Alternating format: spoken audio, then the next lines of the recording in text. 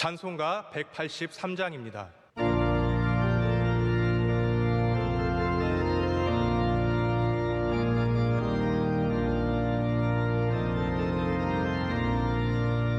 빈들의 마른 풀같이 시들은 나의 영혼, 주님의 약속한 성령 간절히 기다리네.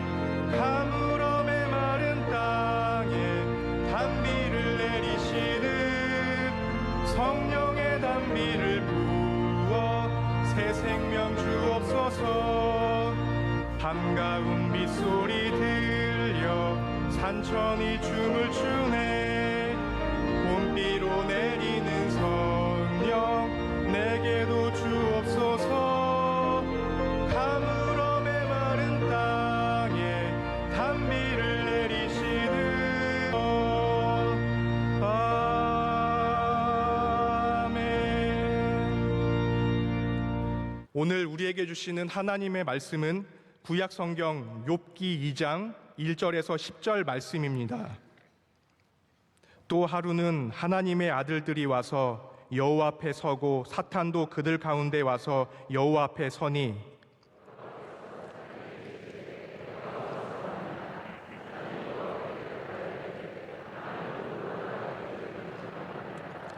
여호와께서 사탄에게 이르시되 내가 내 종 욥을 주하여 보았느냐. 그와 같이 온전하고 정직하여 하나님을 경외하며 악에서 떠난 자가 세상에 없느니라. 내가 나를 충동하여 까닭 없이 그를 치게 하였어도 그가 여전히 자기의 온전함을 굳게 지켰느니라.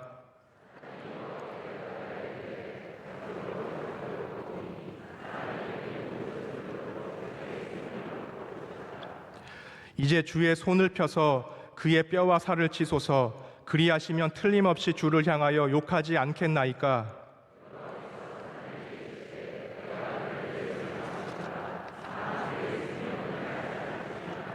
사탄이 이에 여호와 앞에서 물러가서 욥을 쳐서 그의 발바닥에서 정수리까지 종기가 나게 한지라.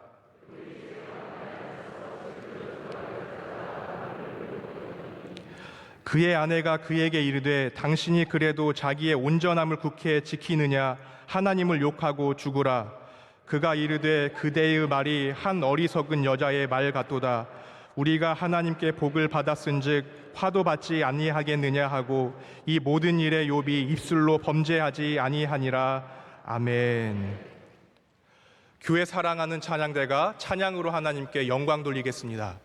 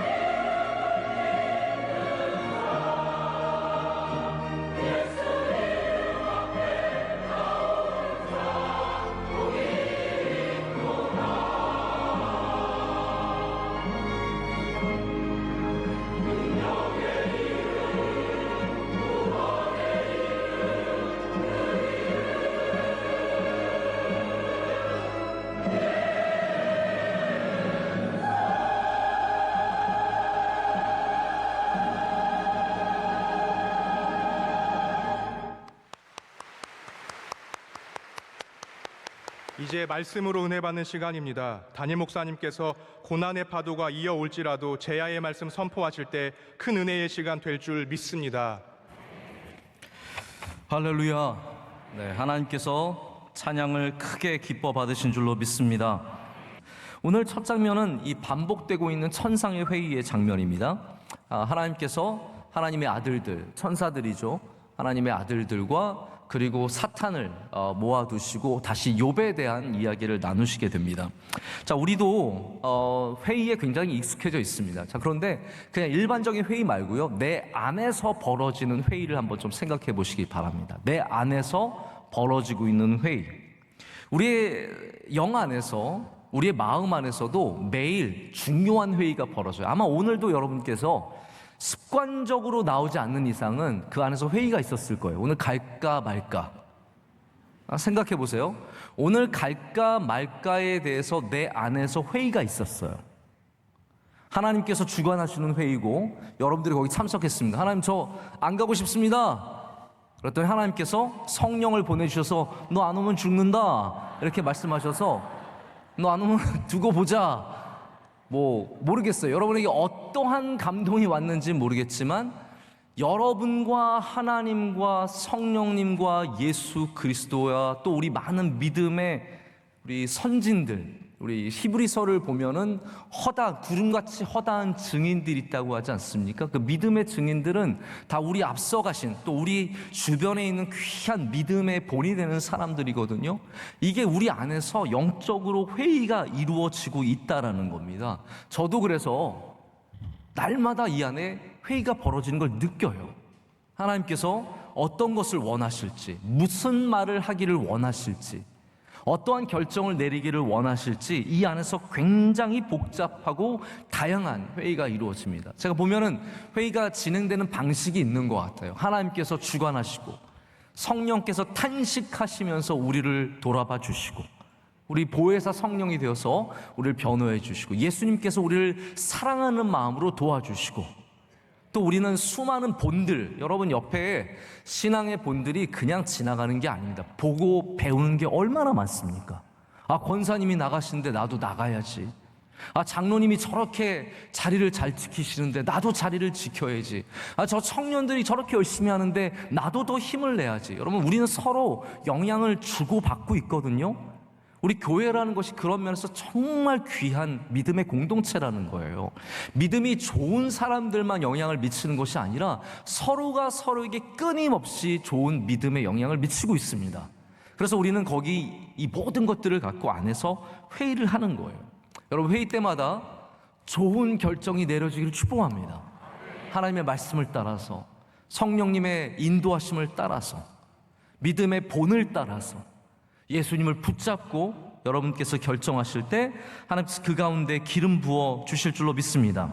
자, 하나님께서도 우리 마음에 이런 중요한 회의가 일어나듯이 천상의 회의가 일어나고 있습니다.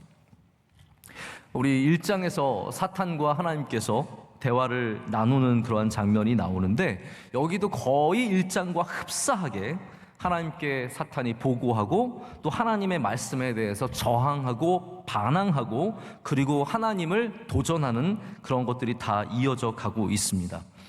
제가 지난번에도 말씀드렸지만 여기 나오는 사탄은 우리 대적마귀 사탄이라기보다는 우리 사람들을 고발하는 하나님과 우리 사이를 틀어내는 정말 그 사이를 비집고 들어와서 우리 사이를 방해하는 그러한 존재로서 여기서 부각되면서 나타나고 있습니다. 이 사탄은 하나님의 아들들과도 구별이 되고요.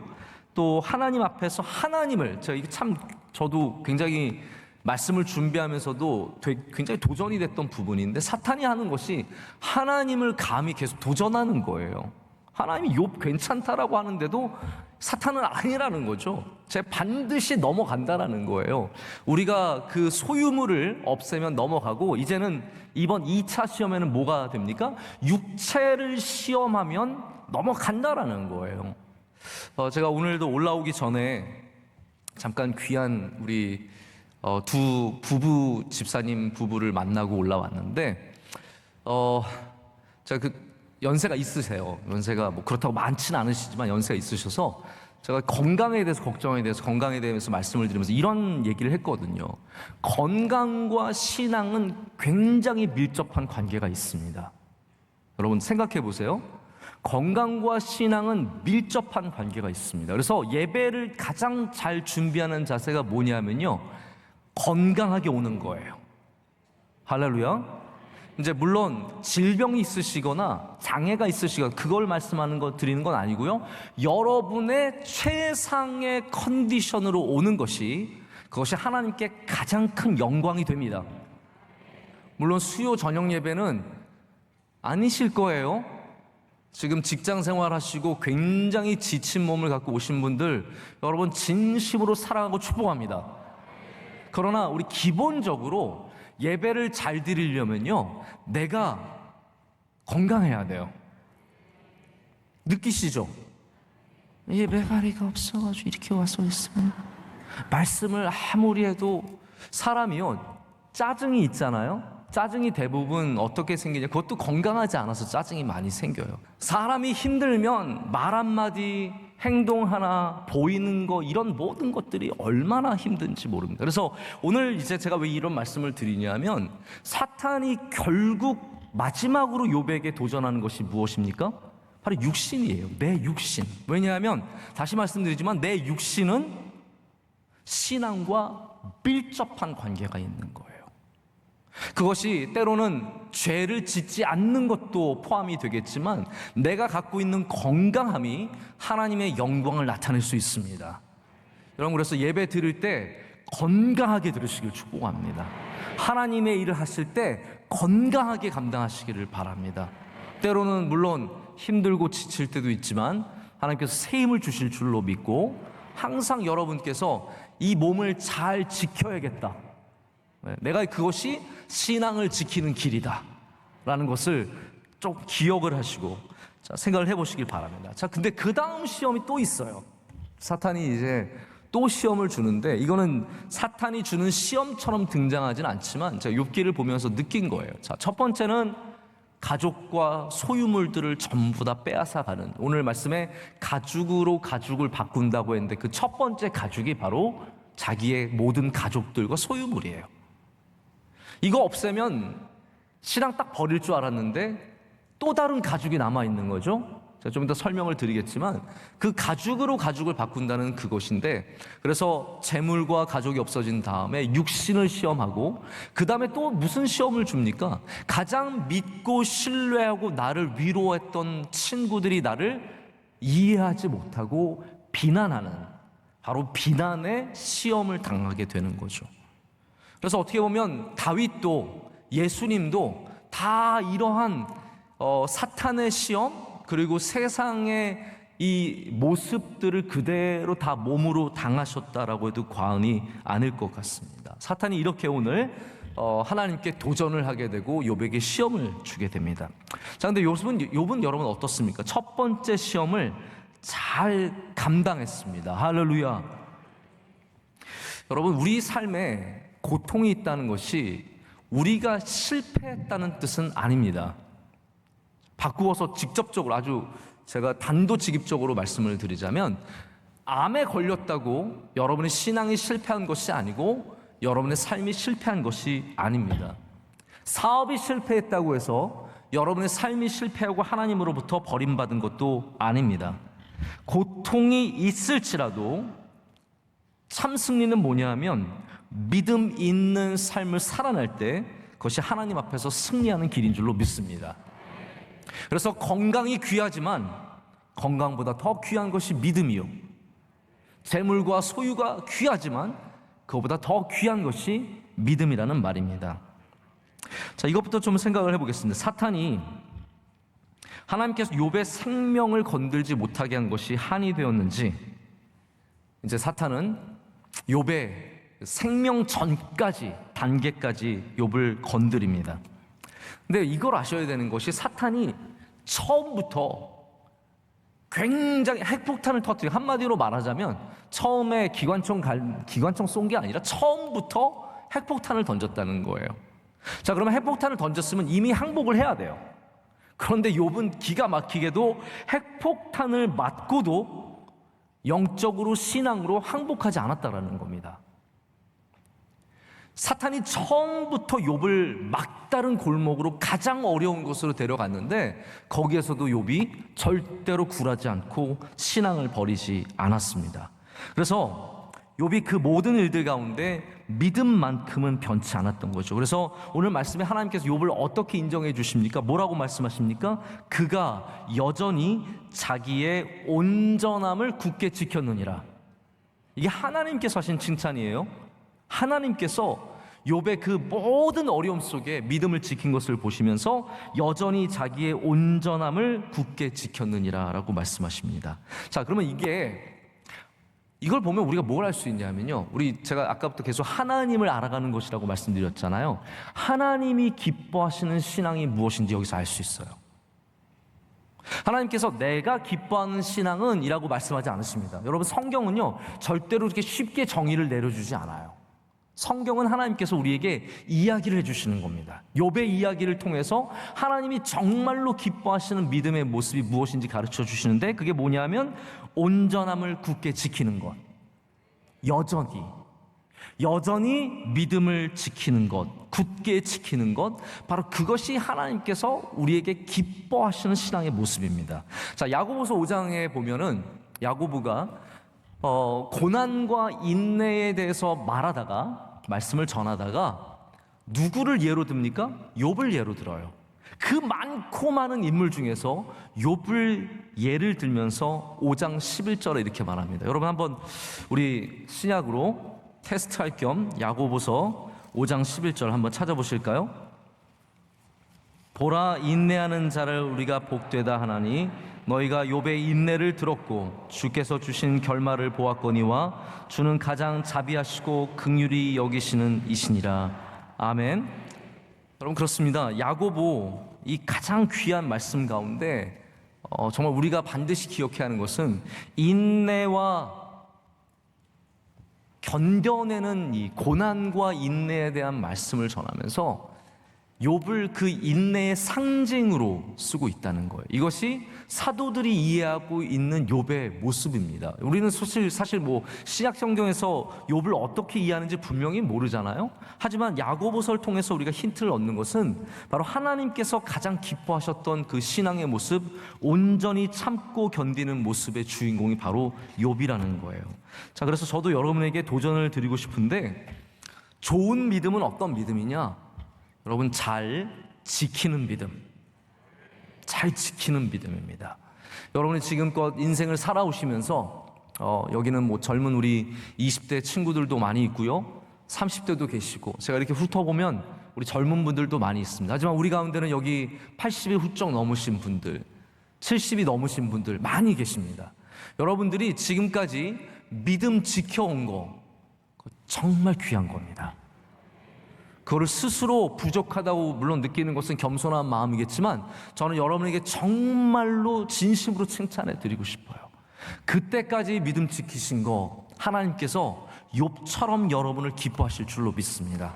바라기는 끝까지, 우리가 때로는 우리가 원치 않는 연약한 모습을 갖게 될 때에도, 그것이 병이든 물질의 모습이든 여러 가지 모습 가운데서도 끝까지 믿음을 지킨다면 그것이 하나님께서 가장 기뻐하는 신앙의 모습인 줄로 믿습니다.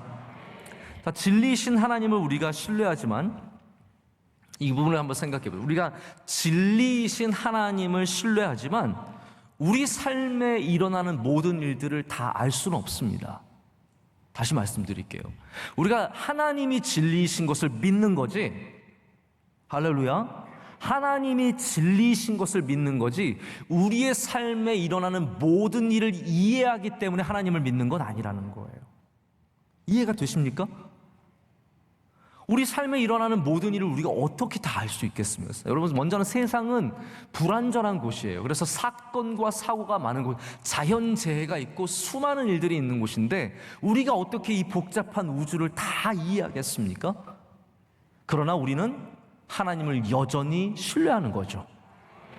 그것이 어쩌면 욥이 보여주는 신앙의 가장 단적인 모습 중에 하나일 수 있다는 거예요. 그래서 이 많은 일들에도 불구하고 우리가 고백할 수 있는 건 이건 것 같아요. 시편 63편 3절에 이런 말씀이 있어요. 이게 어떻게 보면 오늘 말씀의 핵심 구절일 수도 있어요. 오히려 시편인데, 시편 63편 3절에 뭐라고 말하냐면요, 제가 그냥 읽어드릴게요. 주의 인자하심이 생명보다 나음으로 내 입술이 주를 찬양할 것이라.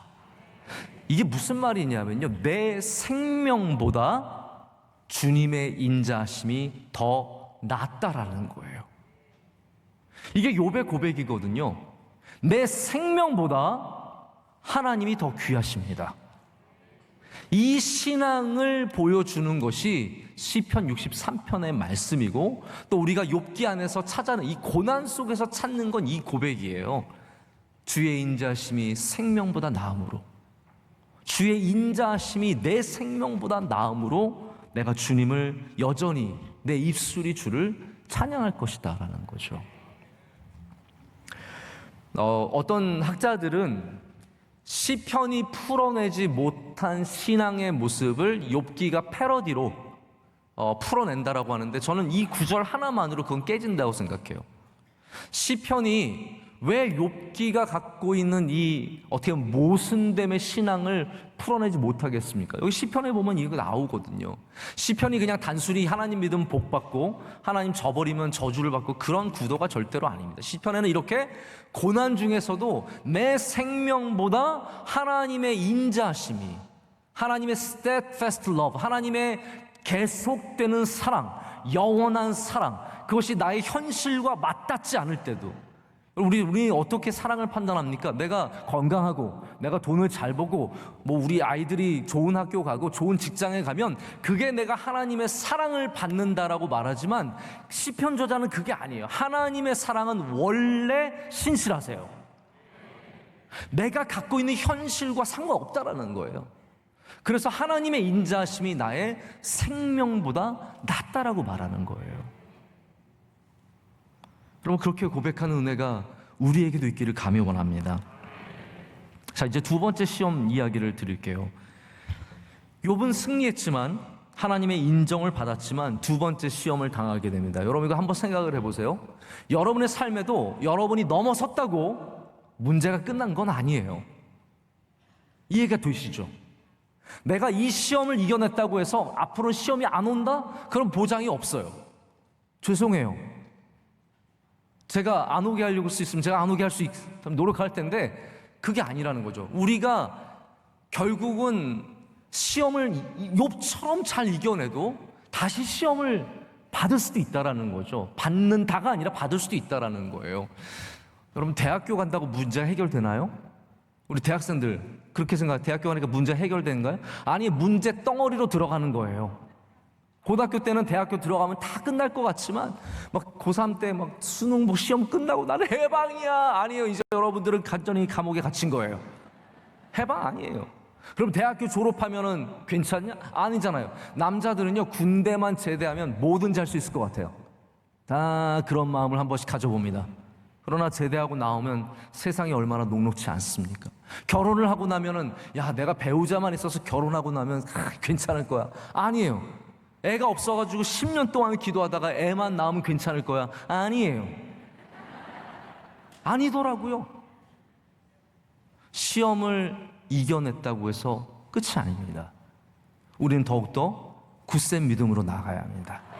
왜냐하면 항상 시험은 우리 삶 가운데 닥쳐오기 때문입니다. 지금 시험이 없을 때 여러분 더 깨어서 기도하시길 축복합니다. 제가 오늘 새벽에 그런 말씀 드렸거든요. 씨 뿌리는 비유에 대해서 말씀을 드리면서, 돌밭의 핵심이 뭐냐면, 예수님께서 말씀하시길 처음에 기쁨으로 받아들였지만 뿌리가 없어서 말라버리는 것에 대해서 말씀을 하세요. 그렇기 때문에 기쁠 때 돌을 빨리 치우라고 말씀드렸어요. 기억이 나세요?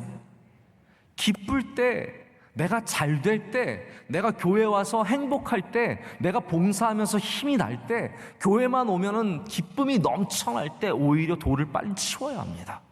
내 삶에 있는 수많은 이 신앙을 방해하는 수많은 요소들을 치우지 않으면 언젠가는 그 돌들이 우리의 성장을 방해하게 되고 우리 신앙이 빨리 말라버리게 된다는 거죠. 자, 그래서 사탄은 다시 욥을 공격해서 욥으로 하여금 시험에 들게 하고자 합니다.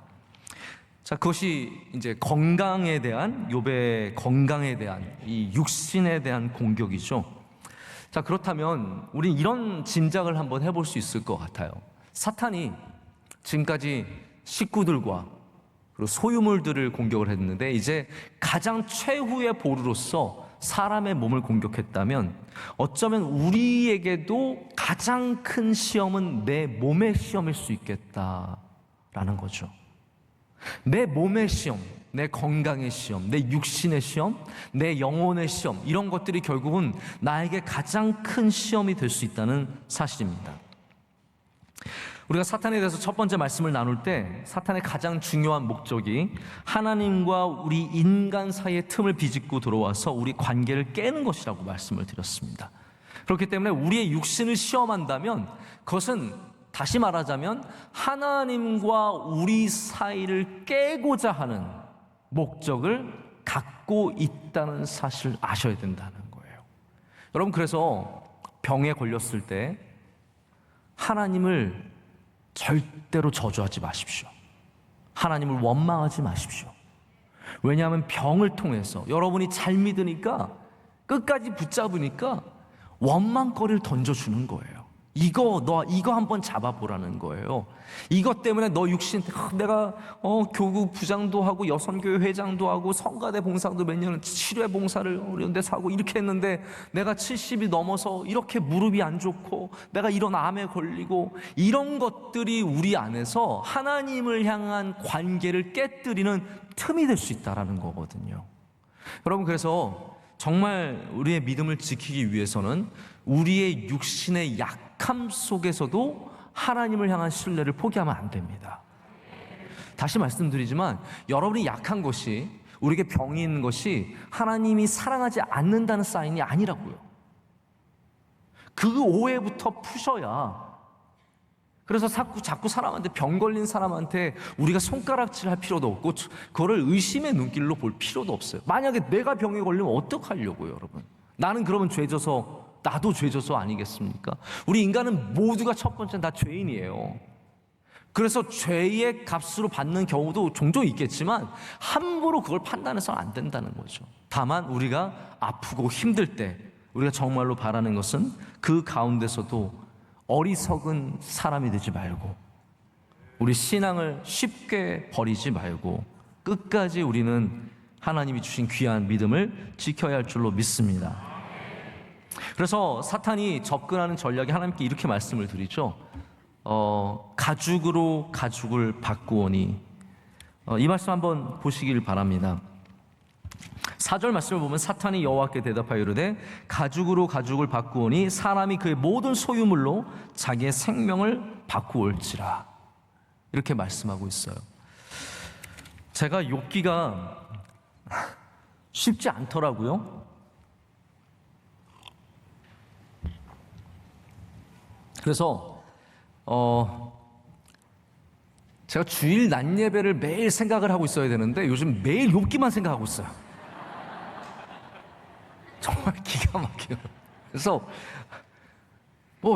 새벽 예배를 나오면서도 욥기 이번 주 어떻게 하지? 새벽 예배 끝나고 자리에 앉아서도 주일 설교를 이렇게 빨리 정리를 해야 되는데, 빨리 자리를 잡아서 이게 좀 차근차근 하나씩 풀어가야 되는데, 다음 주 욥기가 뭐더라? 그러면서 다음 주 욥기를 먼저 읽고 그 안에 있는 내용들을 계속 묵상을 하는 거예요. 그래서 제가 덕분에 진짜 욥기를 통해서 얼마나 많은 은혜를 얻고 있는지 모릅니다. 제가 기도를 부탁드리는데 주일 설교 잘하도록 기도 좀 해주세요.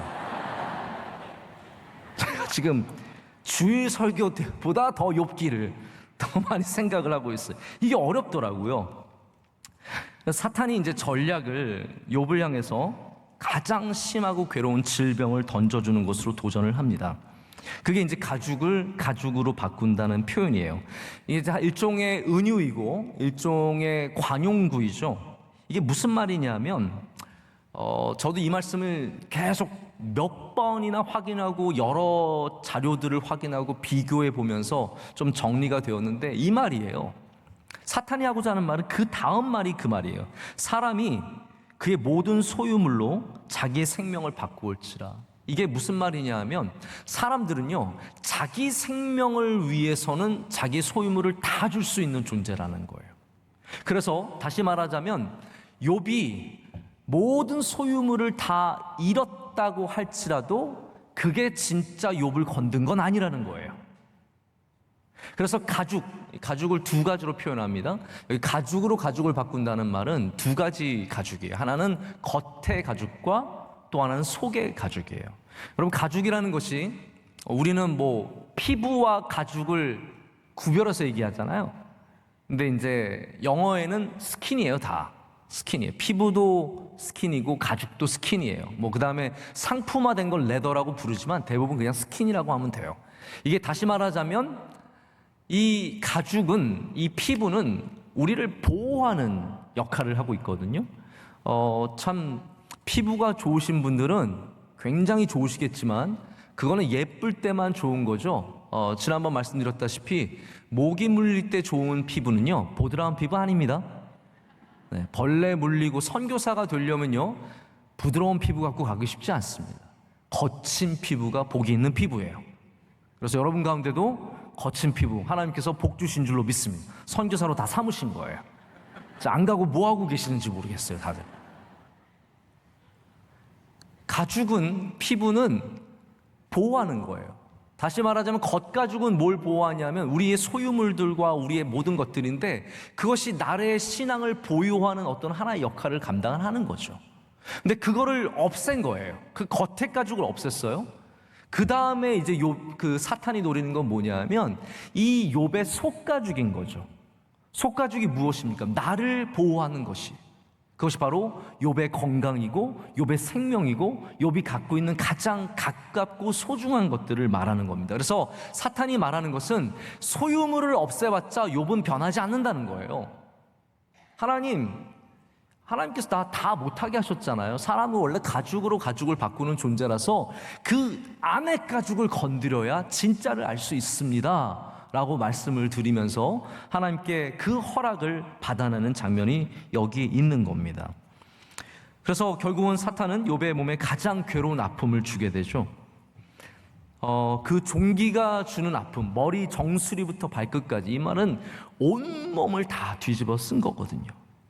참 정말로 여러분, 이게 뭐 말로 다 할 수 없는 괴로움이죠.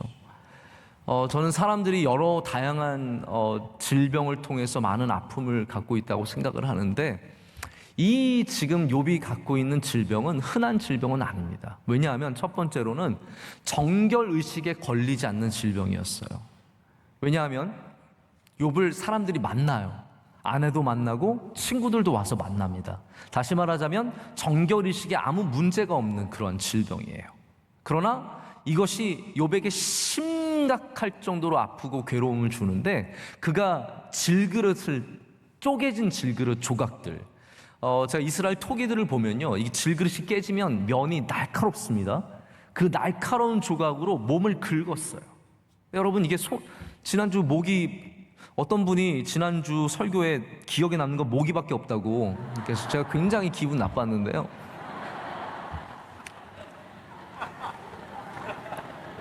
자꾸 힝 소리가 들린다고. 죄송합니다. 근데 모기 물렸을 때 손가락으로만 긁어도 몸이 까지는데, 피부가 까지는데, 여러분 질그릇 조각으로 긁어내면 얼마나 큰 아픔이 있겠습니까? 간지러운 곳에, 아픔에. 나중에 욥이 뭐라고 고백을 하냐면요, 그 안에 벌레가 생겼다 그래요. 그러니까 여기 지금 나오진 않았지만 욥이 긁고 찢어진 상처 속에 파리가 알을 낳고 수많은 그 살아있는 벌레들이 몸을 기어다니는 가장 끔찍하고 가장 더럽고 가장 저주받은 모습을 갖게 된 것이 바로 이 질병의 본질이에요. 여러분, 우리가 병 앞에서 믿음을 지킬 수 있겠습니까? 제가 아직도 잊혀지지 않는 우리 교인들이 많이 계시는데요, 제가 만나뵀던 그 모든 분들 가운데 다 한결같이 모르겠어요. 그 속마음을 제가 다 어떻게 알겠습니까? 그러나 최소한 욥처럼 입술로는 범죄하지 않으시더라고요. 제가 만난 권사님은 말씀을 못하실 지경이었어요. 그런데도 저한테 글씨를 써서 주셨는데 하나님 감사합니다 라고 써주시고 며칠 뒤에 소천하셨어요. 여러분, 우리가 질병 앞에서, 죽을 병 앞에서, 아픔 앞에서 우리의 신앙을, 우리의 믿음을 지킬 수 있을까요? 저게 쉬운 대답이 아니라고 생각을 합니다. 아니, 오히려 나는 그러기에 너무 부족하다라고 생각하는 것이 더 은혜로울 수 있습니다. 나 지킬 수 있어? 보다는 하나님, 저 지킬 수 있도록 은혜를 주세요. 저 믿음을 끝까지 지키도록 은혜를 주세요. 또 제가 바라는 것은 여러분에게 그런 아픔이 없기를 축복합니다. 하나님께서 여러분에게 건강을 허락하여 주시고 끝까지 여러분의 생명을 아름답게 지켜주시기를 진심으로 축복합니다. 욥은 이 아픔 속에서 제 위에 앉게 되었습니다. 제가 좀 중간 얘기를 빼고 말씀을 드리는데요. 8절 말씀을 보면 욥이 제 가운데 앉아서 질그릇 조각을 가져다가 몸을 긁고 있더니라고 말하고 있습니다. 이게 재인데 사실은 그냥 뭐 몸에 뿌리는 그러한 재 정도가 아니라 이거는 잿더미예요. 잿더미. 그냥 자기가 의식을 하기 위해서 회개의 의식 혹은 아픔의 의식으로 자기 자녀를 잃어버린 슬픔의 리추얼 의식으로 재를 뿌린 게 아니라, 그 위에 앉아 있는 게 아니라 지금 이 재는 성읍 밖에 위치한 쓰레기를 태운 그런 재 위에 앉아 있는 걸 말합니다. 예수님 시대에도 여러분 기억하실지 모르겠지만 예수님께서 게한나라고 말씀을 하셨는데, 게한나는 흰놈의 골짜기를 말하는 거예요. 그래서 예수님께서 지옥을 말씀하실 때 바로 게한나, 흰놈의 골짜기에 있는 불타는 쓰레기장을 말씀을 하십니다. 그래서 예루살렘 성전 밖에도 흰놈의 골짜기에 바로 이렇게 재가 있는 쓰레기장이 있었고, 모든 성읍에는 항상 이렇게 재가 있는 쓰레기장이 성읍 옆에 바로 있습니다. 이걸 말씀을 왜 제가 드리냐면 욥이 지금 어디에 있느냐거든요. 어디에 있느냐. 단순히 재 위에 앉아 있는 것이 아니라 지금 욥이 그의 모든 사회적인 지위와, 그리고 이제 집도 사라졌고 아무것도 없어서 완전히 사회 밖으로 쫓겨난 모습을 보여주는 거예요. 여러분, 사람이 비참해도요, 그래도 집이라도 있으면 살만한 거예요. 그래도 나를 존경해 주는 사람들이 있고 존중해 주는 사람이 있으면 살만한 건데, 욥은 지금 단순히 아픈 것만이 아니라 모든 사회적인 위치까지 다 빼앗기고 마는 겁니다. 잿더미에 앉아서, 요즘 모르겠어요. 예전에 여러분 우리 명일동 오신 분들 가운데는요, 지금은 굉장히 다들 잘 사시지만 예전에 명일동 오신 분들 가운데는 진짜 갈 데 없어서 오신 분들 많습니다. 사업에 실패하고 강남에 살다가 강북에 살다가 뭐 굉장히 어려움이 있어가지고 갈 데가 그래도 싼 데 구해서 온 게 명일동이신 분들이 있거든요. 지금은 명일동 못 옵니다. 망하면 명일동 못 옵니다. 잘 돼야 명일동 오시지 지금 망하면 명일동 못 와요. 그때 명일동으로 오시는 분들의 마음이 어땠을까요? 종점 끝에 와가지고 종점에 내리면서, 저는 종점이어서 편했는데 저는 종점이 그런 건 줄 몰랐어요. 저는 늘 종점에 산다는 자부심이 있었거든요. 우리 집이 500번 종점이야. 멋있잖아요. 근데 알고 봤더니 종점은 늘 제일 변두리인 거였어요. 여러분들은 잘 모르시나 본데요. 제가 그래서 새롭게 깨닫게 되었거든요. 제가 어디 늘 밖에, 이제 저도 해외에서 오래 살았으니까 사람들한테 명일동에 살았다는 몰라요. 제일 기분 나쁜 게 명일동에 모르는 사람들. 너 한국 사람 맞냐? 너 그렇게 무식해서 어떻게 한국의 지도자가 되려고 그러냐? 명일동을 모르면 상식이 없는 사람이다. 아무리 우겨도 몰라요. 천호동이라고 해 조금 알고. 제가 그래서 제일 좋은 거 개발하는 게 올림픽공원 위야. 한참 위인데 올림픽공원 위야. 여러분, 굉장히 그럴싸하게 들리더라고요. 이게 다 정말 어떻게 보면 힘들고 어려워서 밀려와서 여기까지 온 거 아닙니까? 비참한 마음으로 온 걸 텐데 지금 욥이 그런 상황이에요. 여기 재에 앉은 것은 밀리고 갈 데가 없어서 마지막에는 결국 쓰레기장 같은 곳에 가서 있게 되는 지금 상황을 보여주는 겁니다. 이게 지금 욥이 당하는 고난의 모습이에요. 그리고 아까도 말씀드렸다시피 이게 사실은 생지옥이죠. 잿더미는 다시 말하자면 개한나고 그것이 바로 지옥의 모습이고 지금 욥이 지옥 같은 고통 속에 괴로움 속에 살아간다는 것을 말하고 있어요. 그런데 여러분, 지옥이 아닌 이유가 있습니다. 이걸 아셔야 돼요. 아픔이 있고 괴로움이 있고 실패가 있어도 하나님을 향한 믿음이 있으면 지옥일 수가 없습니다. 어떤 상황이든 얼마나 정말 괴롭고 힘든 상황이어도 하나님을 믿는 믿음이 있으면 거기는 지옥이 아니라 천국입니다. 하나님이 여러분의 삶을 다스리고 계시면 많은 고통이 있을지라도 거기는 지옥이 아니라 천국입니다. 초막이나 궁궐이나 내 주 예수 계신 곳이 우리의 천국인 거예요. 할렐루야. 그렇기 때문에 욥은 바로 이 가장 세상이 볼 때는 지옥 같은 곳이지만 여전히 그는 천국에서 입술로 범죄하지 않고 주님을 붙잡습니다. 그럼 고난이 이어질 때 우리의 반응은 어떻습니까? 제가 오늘 좀 말씀을 계속해서 좀 점프를 해서 말씀을 드리고 있는데 욥의 아내의 반응이 바로 가장 인간적인 반응이에요. 우리 고난에 반응할 수 있는 세상적인 반응이 바로 욥의 아내의 반응입니다. 9절 말씀 보실까요? 그의 아내가 그에게 이르되 당신이 그래도 자기의 온전함을 굳게 지키느냐? 하나님을 욕하고 죽으라. 여러분 보십시오. 욥이 하나님을 욕하고 편히 죽는 것을 택하지 않고 하나님을 욕하지 않고 어렵게 사는 것을 택합니다. 그게 어쩌면 믿음이에요. 여러분, 우리가 쉬워서 이 세상 사는 거 아닙니다. 내가 하는 대로 다 이루어지기 때문에 이 세상 사는 게 아니죠. 하나님을 믿기 때문에 이 세상 사는 겁니다. 하나님을 의지하기 때문에 어려워도 살아내는 거예요. 내가 돈을 벌지 못하고 질병이 있고 어려워도 우리는 하나님을 욕하고 죽지 않습니다. 우리는 하나님을 믿고 버티고 견뎌내는 것이죠. 그것이 욥기가 보여주는 욥의 믿음의 모습이죠.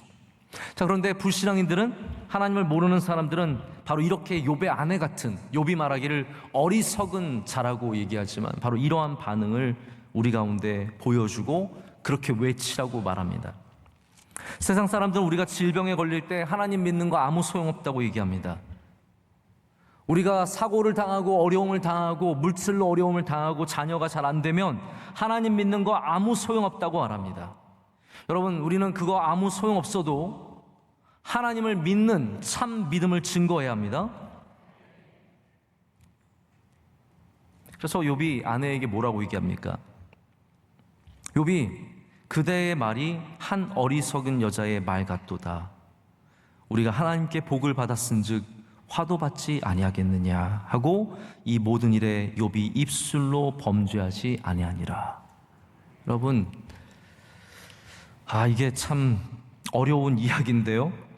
입술로 범죄하지 않았습니다. 이거 탈무드가 이거를 탈무드가 제가 보니까 욥에 대해서 별로 이렇게 썩 우호적이지 않아요.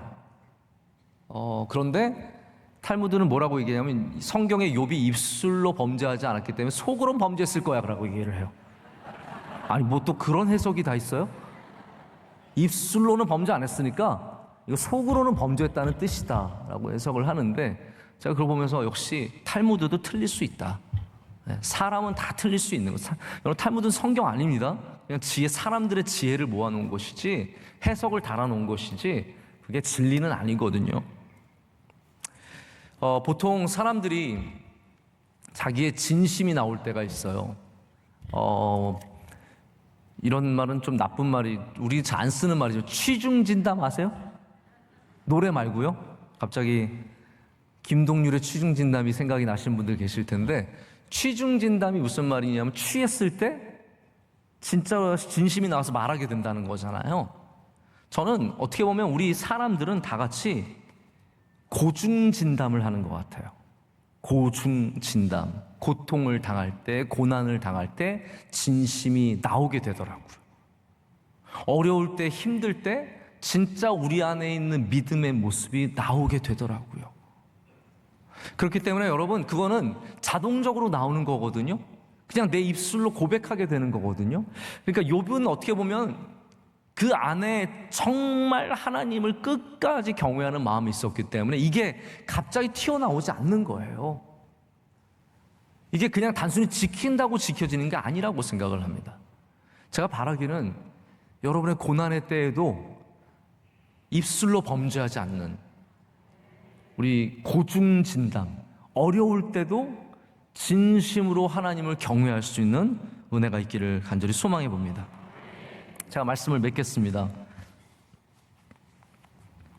고난이 이어질 때, 고난이 파도처럼 우리 가운데 닥쳐올 때 1차와 2차와 3차와 수없이 끊임없이 다가올 때 우리가 할 수 있는 것이 무엇입니까? 믿음을 지키는 것입니다. C.S. 루이스가 많은 명언들을 남겼지만 그의 묘비에는 다른 말이 아니라 이런 말이 적혀 있습니다. C.S. 루이스의 묘비에 이런 말이 적혀 있대요. 나는 태양이 떠오르는 것을 믿는 것처럼 기독교를 믿는다. 나는 단지 태양을 내가 볼 수 있기 때문이 아니라 태양으로 인해 다른 모든 것을 볼 수 있기 때문이다.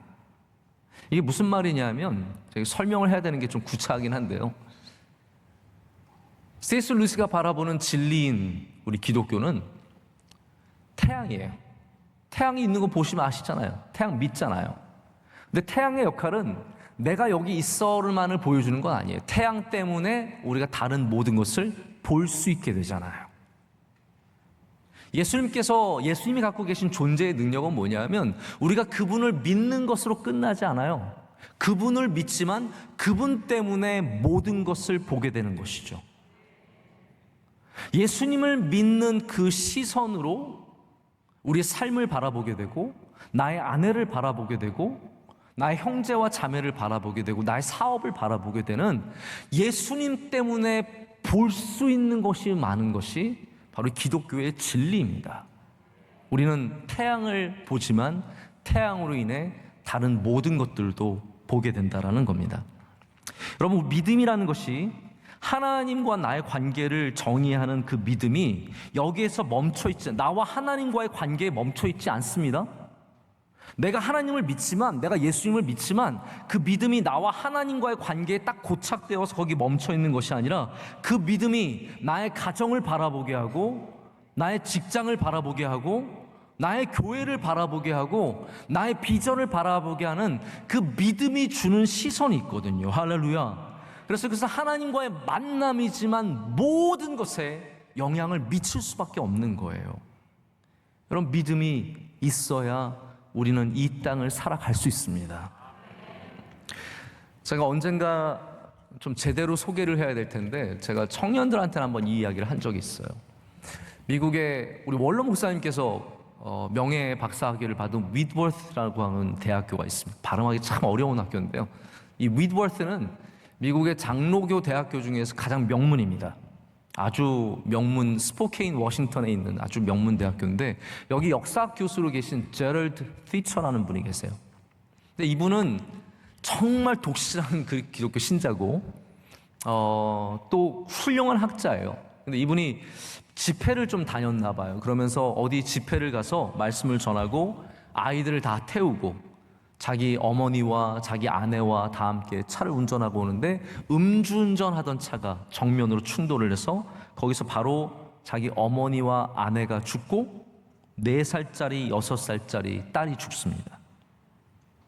뭐 감당할 수 없는 상실이죠. 순식간에 가족이 3분의 2가 죽었어요. 제가 뭐 그 아픔과 그 상실을 다 전하진 못합니다. 너무 힘든 이야기고 너무 아픈 이야기예요. 근데 시처가 이 일 때문에 감당할 수가 없어서, 하나님에 대해서 감당할 수가 없어서 정말 눈물로 하나님 앞에 나아가요. 그래서 이분이 책을 썼는데 책 제목이 하나님 앞에서 울다예요. 그냥 마냥 운 거예요. 감당할 수가 없으니까. 그러면서 이분이 이 책에서 하고 있는 얘기는 뭐냐면, 믿음이라는 것은 하나님이 왜 내가 사랑하는 사람을 데려가셨는가에 대한 질문보다 오늘을 살아가는 힘이라고 고백을 합니다. 왜 하나님이 내 아내를, 내 자녀를, 내 어머니를 데려가셨을까? 그 질문이 아니라 내가 오늘을 살아갈 수 있게 하는 힘이 바로 믿음이라는 거죠. 제가 더 깊은 이야기, 더 많은 이야기를 전할 수 있는 그릇이 안 되지만 저는 이 책을 통해서 정말 많은 도전을 받았었거든요. 우리가 믿음이 있다면 우리 삶에 일어나는 일들에 대해서 원망하고 저주하고 왜 그런 일이 일어났을까 철저하게 따지고 그 이유를 알아내는 것보다 먼저 우리는 그 상실감과 아픔 속에서도 하나님이 주신 삶을 살아내야 된다는 것입니다. 이것이 우리가 받은 숙제입니다. 여러분, 그래서 제가 여러분께 마지막 드리고 싶은 이야기는 여러분의 삶이 복되기 때문에, 할렐루야, 여러분의 삶이 복되기 때문에 그 안에 아픔도 있고 고통도 있고 상실도 있고 괴로움도 있겠지만 내 삶이 복되기 때문에 믿음으로 그 삶을 아름답게 살아내야 합니다. 온디를 이겨내시고 마음에 무너지지 마시고 아픔에 무너지지 마시고 입술로 죄를 짓지 말고 그 믿는 믿음으로 살아가실 때 주님께서 여러분을 붙잡아 주시고 여러분과 함께 하실 줄로 믿습니다. 오늘도 주님을 바라보시는 저와 여러분 되기를 간절히 소망합니다. 우리 함께 찬양하시겠습니다.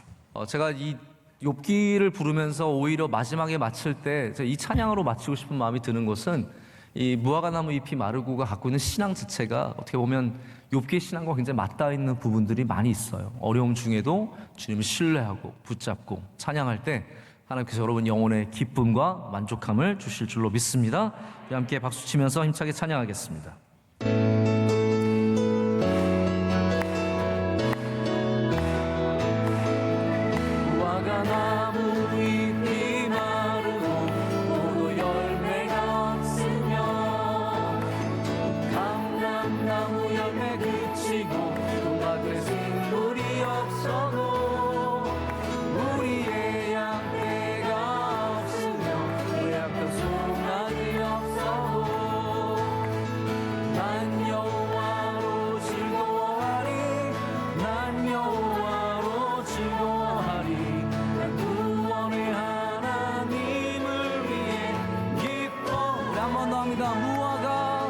무화과 나무 잎이 마르고 포도 열매가 없으며 감람나무 열매 그치고 논밭에 식물이 없어도 우리의 양떼가 없으며 외양간 송아지 없어도 난 여호와로 즐거워하리 난 여호와로 즐거워하리 난 구원의 하나님을 인해 기뻐 난 여호와로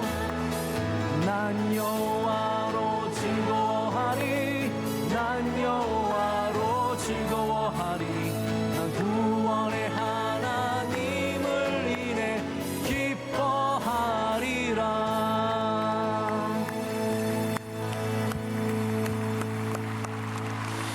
이제는 우리 주 예수 그리스도의 크신 은혜와 하나님 아버지의 영원하시고 변함없으신 사랑과 성령님의 함께하시며 우리의 영혼 가운데 말씀하시며 인도하심이 주의 말씀을 붙잡고 믿음으로 승리하기를 원하며 나아가는 주의 모든 사랑하는 백성들 가운데 이제로부터 영원토록 함께하시기를 간절히 축원하옵나이다. 아멘.